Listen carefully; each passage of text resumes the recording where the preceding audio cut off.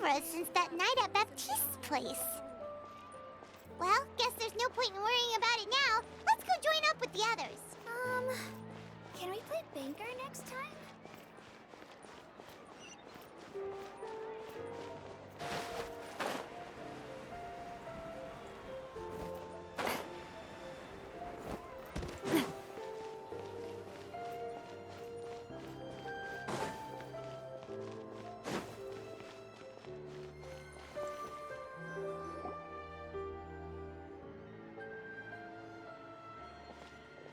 Good morning!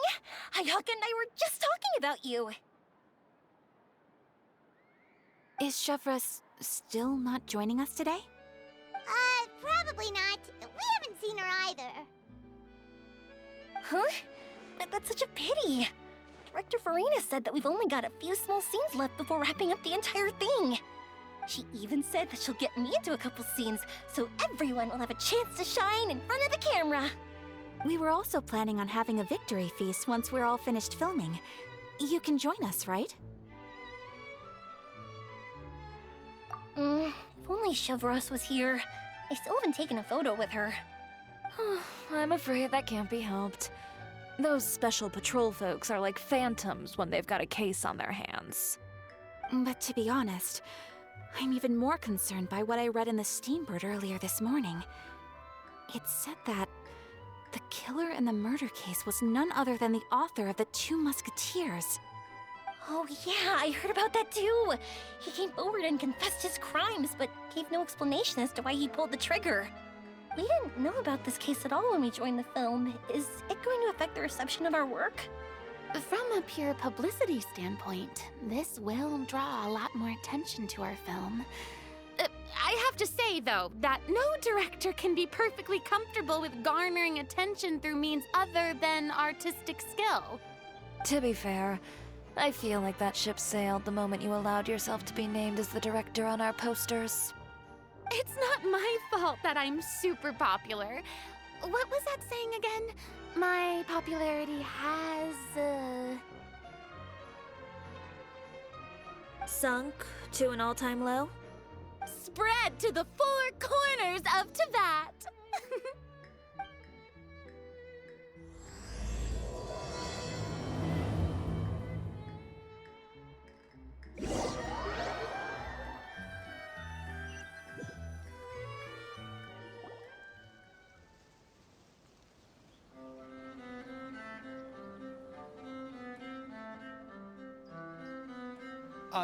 Excuse me, everyone.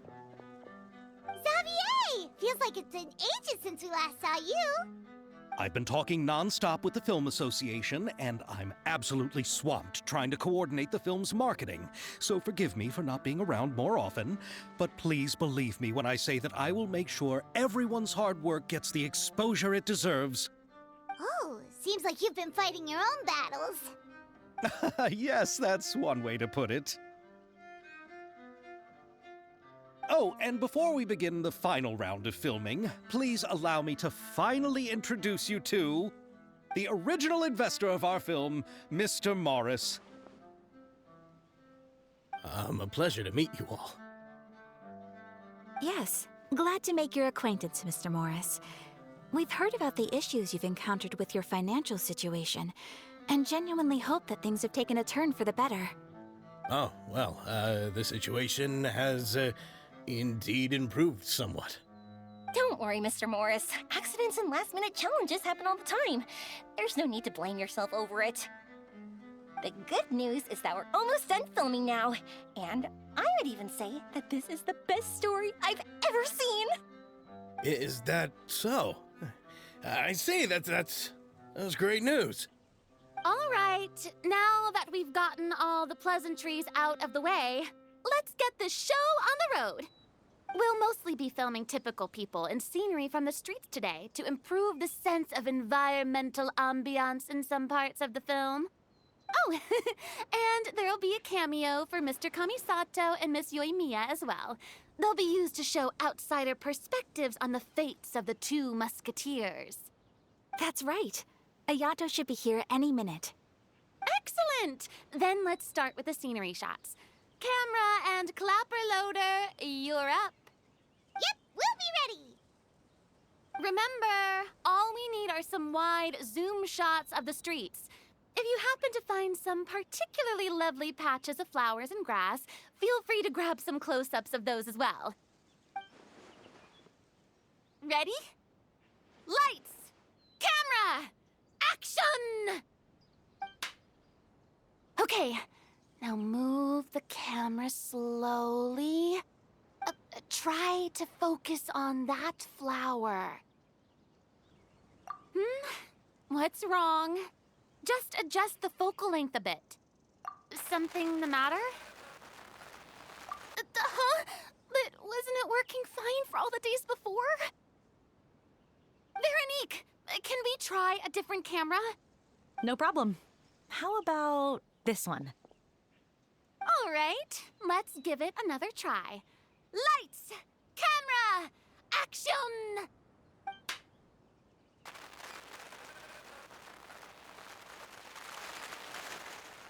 Don't tell me.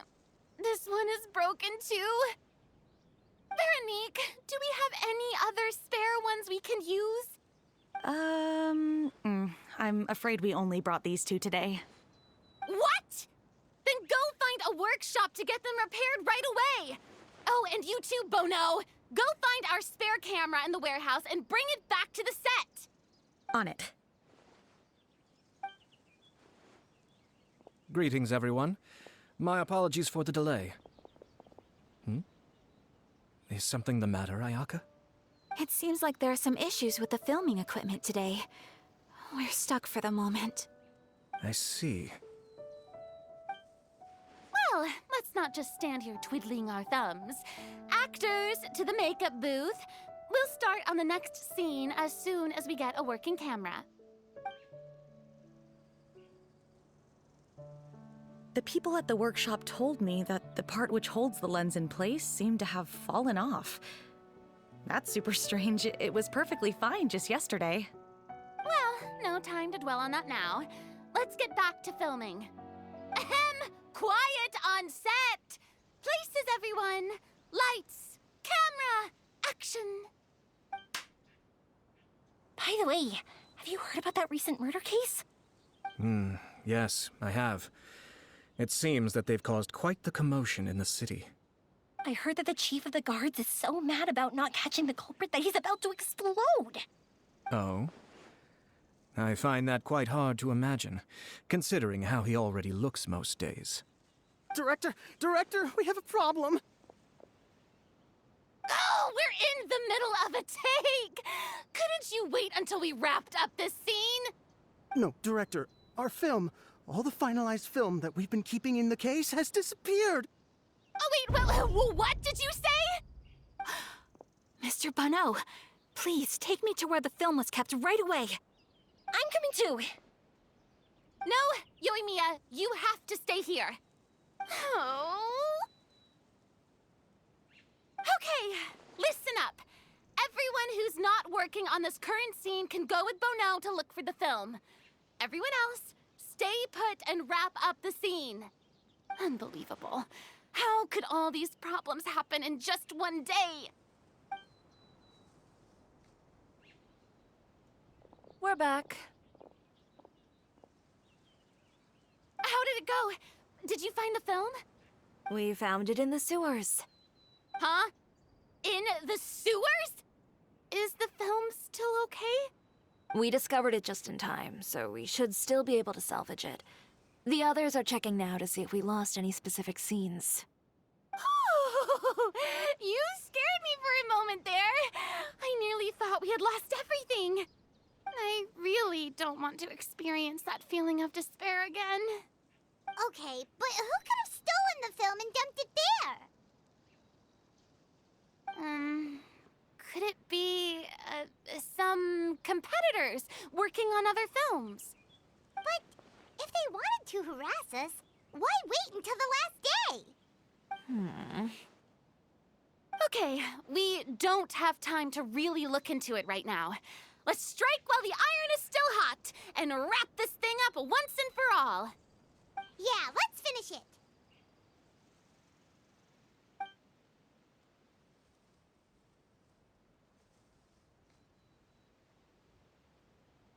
would like to officially announce that our entry to the festival, The Two Musketeers, has now concluded filming!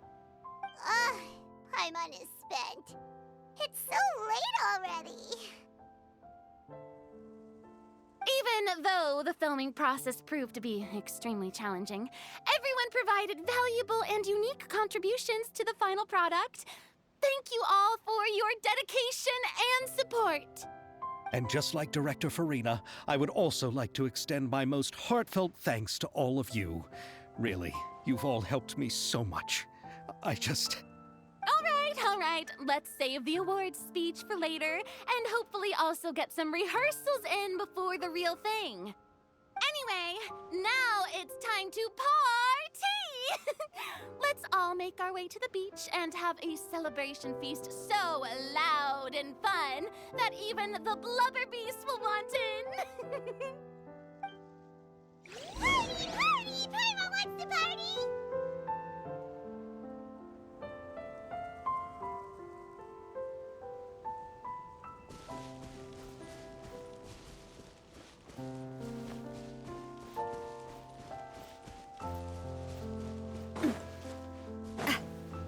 Whoa, this place is hopping. Everyone's finally getting to relax after wrapping up the film. Let's go chat with someone. Have you ever seen a fireworks show, Mr. Morris? It's pretty amazing. I'm afraid I haven't, but I'll take your word for it.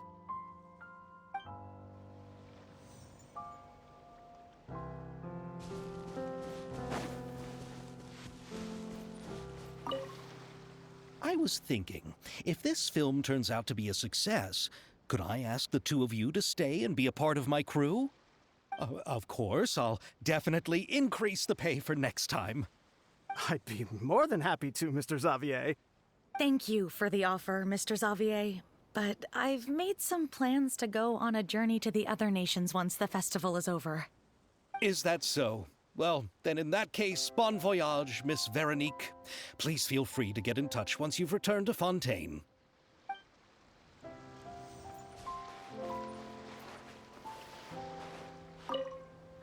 This is turning out to be quite the party.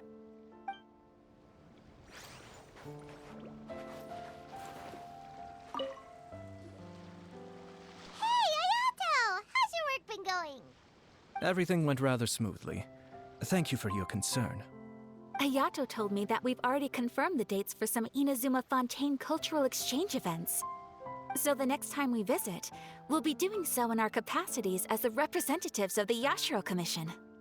Oh, that's great! Then maybe Paimon will be able to find Fontaine detective novels in Inazuma from now on!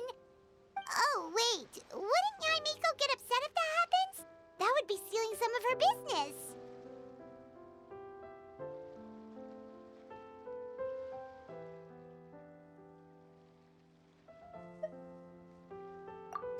You've got a point.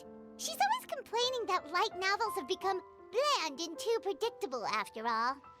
The cultural exchange won't only feature literatures of both nations, of course. We have also made plans for cross-cultural engagements in the fields of gourmet cuisine, toy making, and artisan craftsmanship. Wow! Paimon's getting super excited now! When the time comes, be sure to visit and participate in all the events.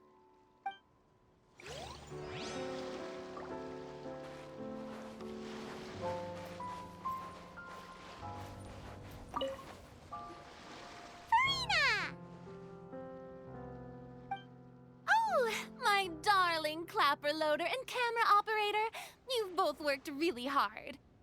Paimon thinks you worked even harder than us. Honestly, Paimon was getting a little tired of playing with the clapperboard by the end of it. Worst of all, Paimon started having dreams of you shouting, "Lights, camera, action!" into Paimon's ears. The actual dream can't even start until you've yelled that.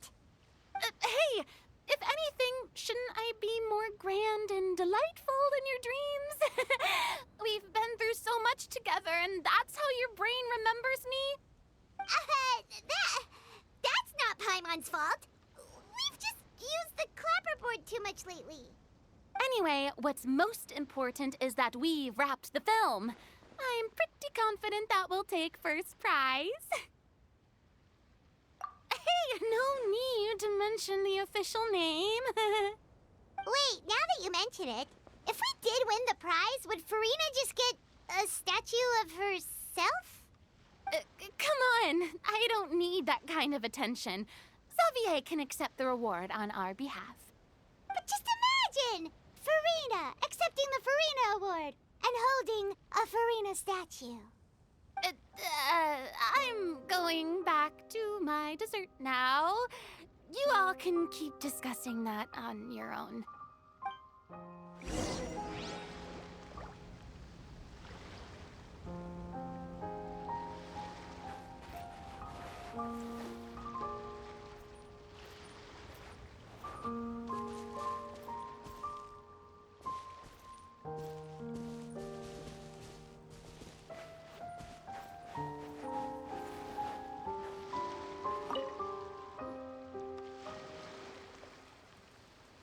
Chiori! Hey, you two. Are you not really into these kinds of big social occasions? Not particularly. But this is still better than Fontaine Fashion Week. But if this film becomes a big hit, people will definitely come flocking to your shop. Yes, that's highly likely. As long as the film can premiere as planned. Are you still worried about the case? That and all the obstacles we had to face today. You're right. It's as if all our bad luck just manifested at once. But why today of all days? No, it's nothing. We've already delivered the film to the editors, so there should be nothing more to worry about. How are you doing, Mr. Morris? You having a good time? Well, you could say that. Do you happen to know when the party is scheduled to end? Judging by how much fun everyone's having, I'd say probably not until well after midnight. Is there something that you still have to take care of at home, Mr. Morris? Oh, well, I'm just not a late night person, so I might take off shortly. Oh no! Silly me. I almost forgot something super important. Oh, what is it? I prepared a whole batch of fireworks for the party, but I forgot to bring them over from the warehouse. Fireworks, you say? Well, that's truly a pity. Sorry things didn't go as planned. Could you help me carry them over, Mr. Morris? I won't be able to fetch all of them by myself. Me? Are you sure that you can't find anyone else? I just wanted to make this a surprise for everyone. The warehouse isn't far from here. We'll be there in no time. Pretty please, Mr. Morris. These are some of the best fireworks I've ever made. So I also want you to see them before you leave. They're stunning. I promise that they'll be a once-in-a-lifetime experience that you'll never forget. But... It's okay. Just come with me. If we're sneaky enough, nobody else will see us leaving. All right. The warehouse is right over here. I moved the fireworks there in advance, so it shouldn't be too much work bringing them back. It's still a ways away from the party. Sorry about that, Mr. Morris. It's probably because I'm used to carrying fireworks all the time, so it doesn't feel like a lot of work to me.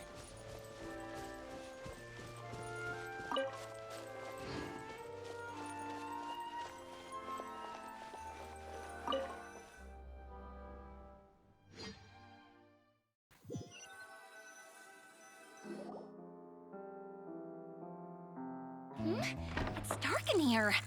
Wait here, Mr. Morris. I think the light switch should be somewhere over here. Why did I have to get roped into this? What was that?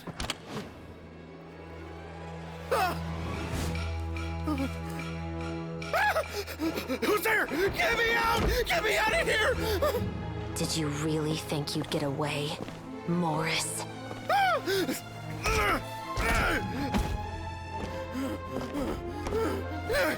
You've got the wrong guy. It wasn't me. I'm not the killer. You know, Eliza died a far more heroic death than this. She fought your assassin to the end, to save the children she had hidden beneath the floorboards.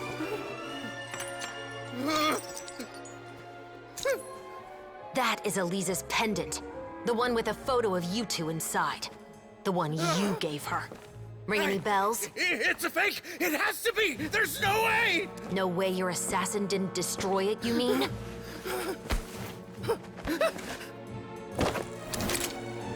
Did you ever love her, Morris?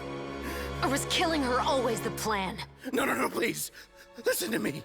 I told Eliza to keep us a secret. I paid her plenty for her silence. I never thought she'd keep the child. Everything was gonna come out, and I had no choice. She forced my hand. No! I'm begging you. I have money. Just name your price, please. You can keep your Mora, and you can go to hell.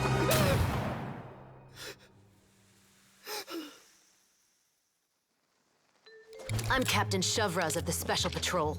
Morris, you're under arrest for Eliza's murder. Huh? Hmm?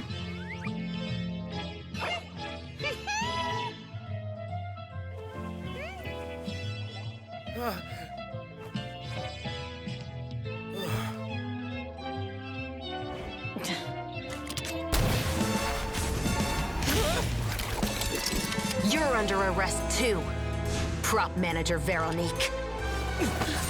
Or perhaps I should call you the Second Musketeer.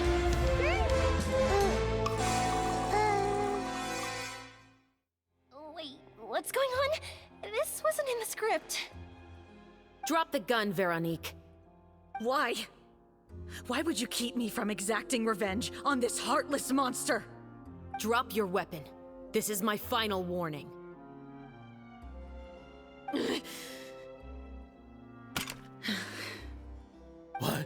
What is going on? Do I have to spell it out for you, Morris? Everything that took place just now was staged to get you to confess the truth. But this last part is all improv, of course.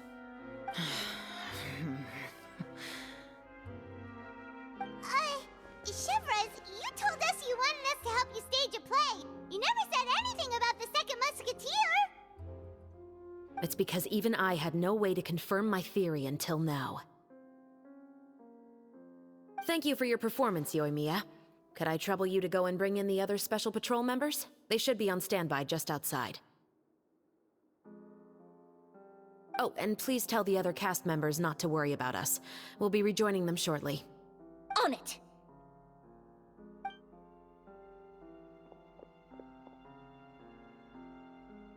So what do you think, Morris? Care to talk about what happened 20 years ago? My patience is limited, you know. Don't force me to take you back to the interrogation room. I'd wager that you wouldn't last for more than a minute in there. With the recording we made, you have no chance of winning in court. Cooperating with us now is the most practical move. All right. I'll talk. I hired an assassin to murder Eliza. She once worked as a maid on my family's estate. She was very beautiful, and after some time I fell for her. We kept our relationship a secret and carried out an affair for some time, but it wasn't long before she became pregnant. And if my parents ever found out, they would have stripped me of my inheritance and status, driven me out of my home. I also didn't expect Eliza to insist on bringing the pregnancy to term. She even asked me to leave my family and travel far, far away with her. She believed that you were truly in love with her. I didn't have a choice. I gave her a large sum of Mora, told her to leave the family and to get rid of the baby. But then years later, she sent me a letter. There were photos of 2 children, and she even asked if I could find some time to visit them. Huh? 2 children? Paimon thought Baptiste was the only... you mean... Even if she had the children against your will, you could have just ignored the letter entirely. Why kill her? I had just gotten engaged to be married to an heiress from another wealthy family. So if anyone were to find out about Elisa, my life would be completely ruined. I didn't have a choice. No. You always had a choice. You just made the wrong choice. Again. Do you know how it feels to watch your mother be killed right in front of you?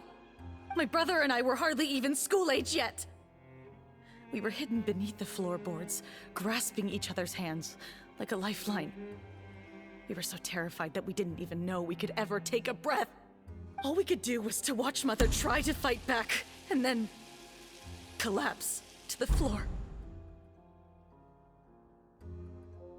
Even after the assassin left, we were still too terrified to leave our hiding spot. We thought that he might come back. It was only until the next evening when we finally climbed out and gathered around our mother. But she had already become cold and stiff to the touch. You made up your mind right then and there to bring this case to light. Not only that, we resolved to get our revenge. And that's why you became the Musketeers. No, that's why I became a Musketeer. The man from before was also killed by me. My brother had nothing to do with it. I figured as much. You did?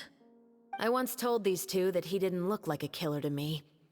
His confession from that night also rubbed me the wrong way. I think what really tipped me off was, how could I not feel a sense of regret in him? Huh? He confessed faster than any criminal I've ever met, but he didn't say a single word about you. He insisted that he was the sole perpetrator in the case. But after the questioning ended, I disassembled the musket we dug up from his backyard, put it in front of him, and told him to reassemble it. Wanna guess how far he got? He had no idea where to even start. He's never touched a gun in his life. Based on that, I determined that he was not acting alone. He only surrendered himself to draw our attention and create a moment of opportunity for his partner. So, I decided to play along. And as expected, the second musketeer followed us without hesitation once she saw Morris get separated from the rest of the cast. Besides, why else would he call the novel The Two Musketeers? But how did you know it was Veronique? I figured it out the moment Baptiste told me his father's name. That so-called financial crisis was all just a ruse. He just wanted to sign up as the investor and then leave the film without any source of funding. After all, he has a vested interest in minimizing the reach of this story. It's really just the same thing as what he did to Elisa all those years ago. Human scum. But then Xavier pulled out all the stops and got the film made against all odds. Morris couldn't have that. With the killer in custody, he figured it was safe to act. And so he came to visit the set today, just as I expected. Wait, so you were behind all those mishaps today?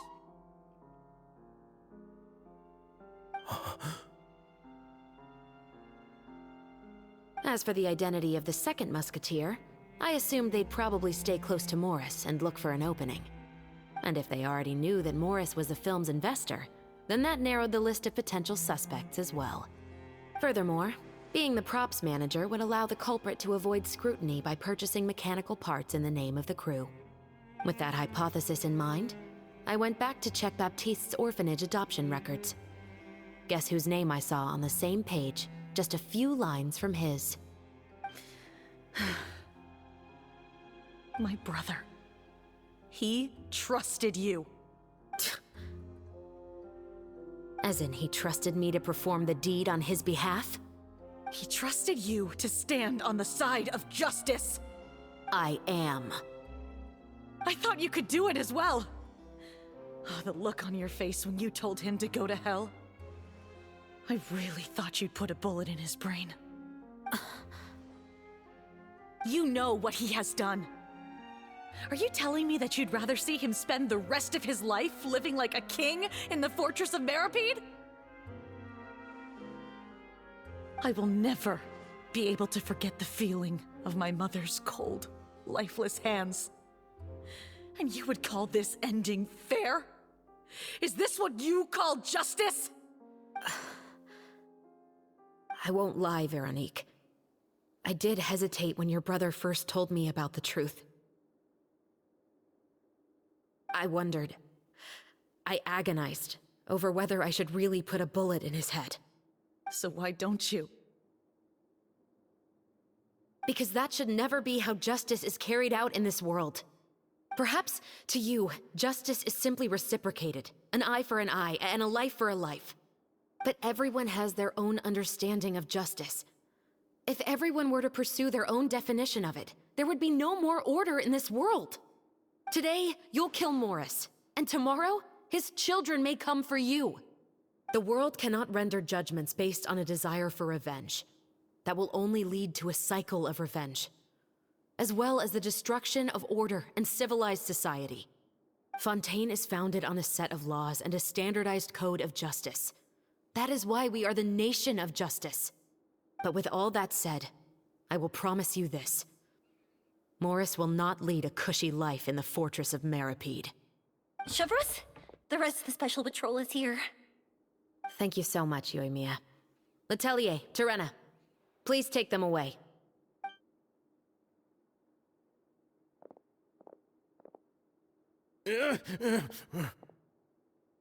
I still can't agree with your reasoning. I know.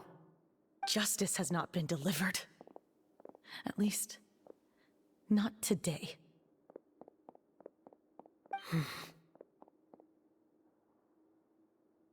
Chevreuse. Let's go. We should give an explanation to the crew. Thank you for your concern. I'm fine. I'm just thinking about the things in life that have driven people to take justice into their own hands.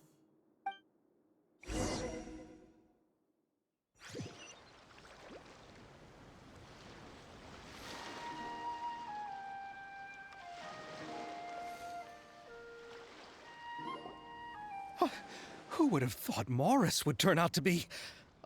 I'm at a loss of words. How could he have done something like this? I'm just glad that you're all safe and sound.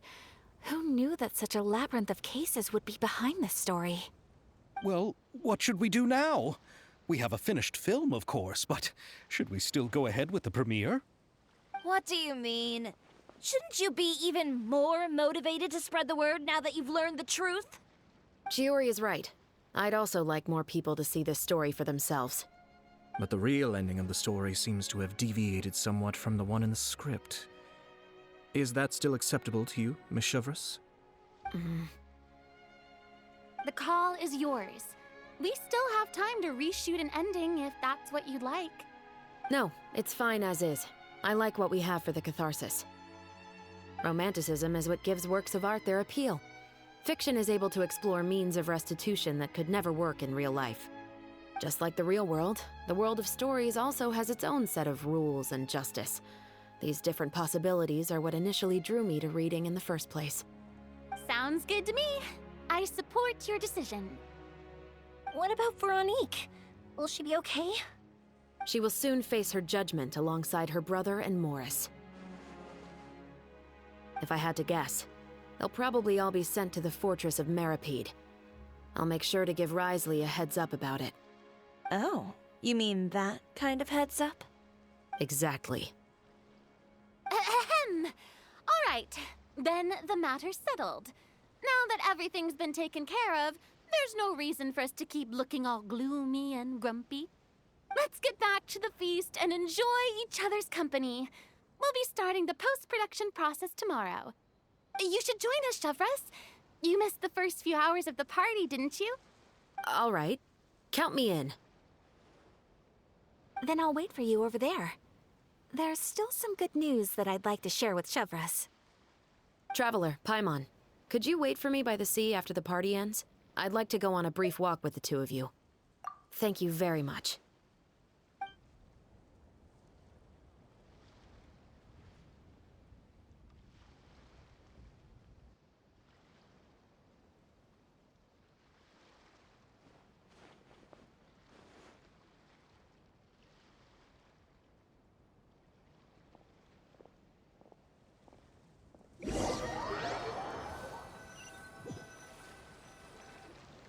Sorry for the wait. Oh, we weren't waiting long at all. Is there something else you wanted to tell us? No, I don't have anything new to share. I just felt that since you were my investigation partners, I should have another conversation with the two of you.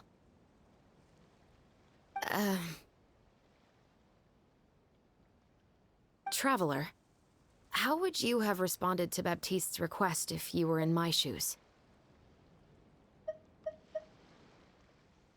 Is that so? Well, thanks for sharing. When I was young, my father often took me here to swim. We'd come rain or shine, even when it was freezing cold. He told me that swimming was the best activity to train one's strength of will. You could never give up before reaching the shore, especially when the water was cold. Oh? Why's that? Because the moment you give up would be the moment you die. At that point, I still hadn't received my vision. One winter, the chilly wind felt almost like knives on my skin, and the seawater was so frigid that it numbed my toes the moment I stepped in. I cried and begged my father to spare me from having to swim across, but he wouldn't listen.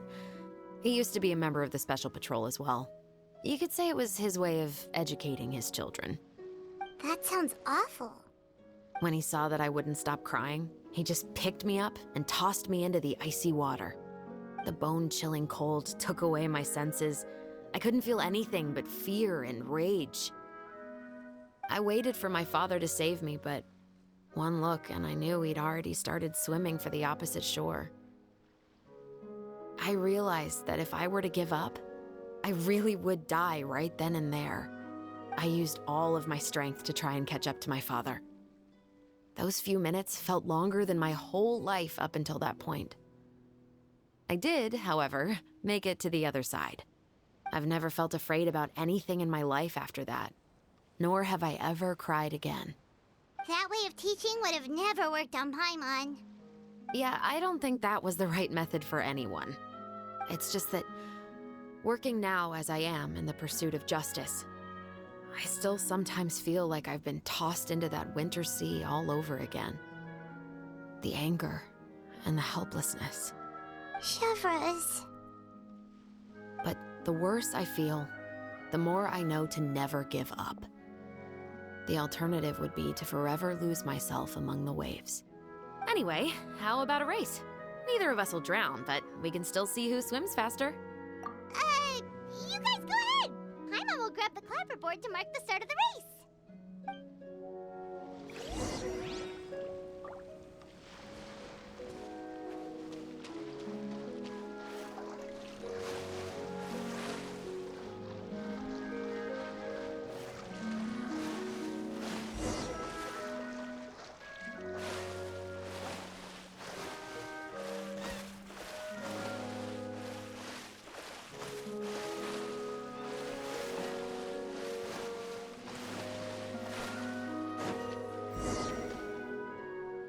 Whoa, that felt good.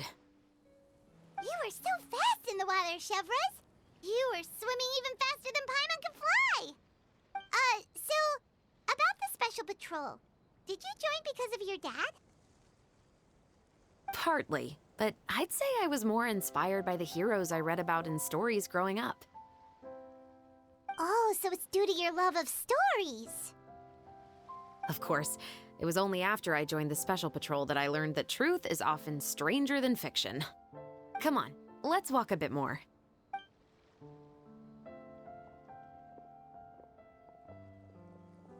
To be honest, I do sometimes question whether the decisions I make are the right ones. But I know that no matter what, I must keep swimming. Because the only thing I've got my eyes on is the shore in the distance.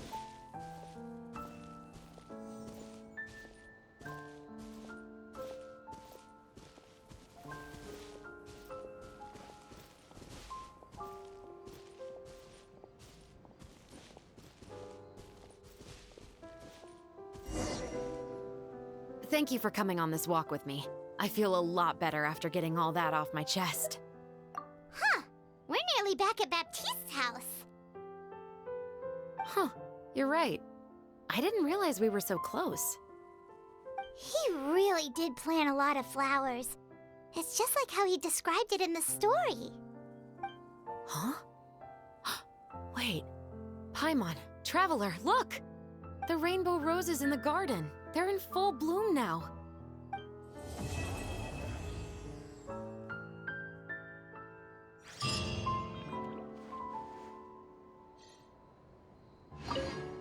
Even though it's a bit late, I must thank you for investigating this case with me. Not on behalf of the Special Patrol this time. It's a personal expression of gratitude from yours truly. Oh, you want to hear more about my father?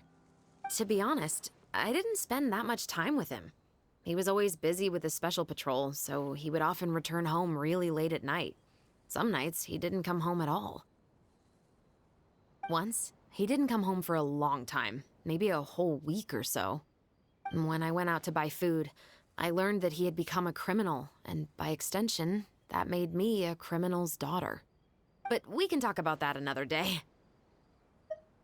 I actually have a lot of sympathy for Veronique and Baptiste. I can understand the hatred they feel for their father. But that doesn't mean I'll allow them to walk the path of evil, even if it might lead to another sense of justice. Films are different from the real world.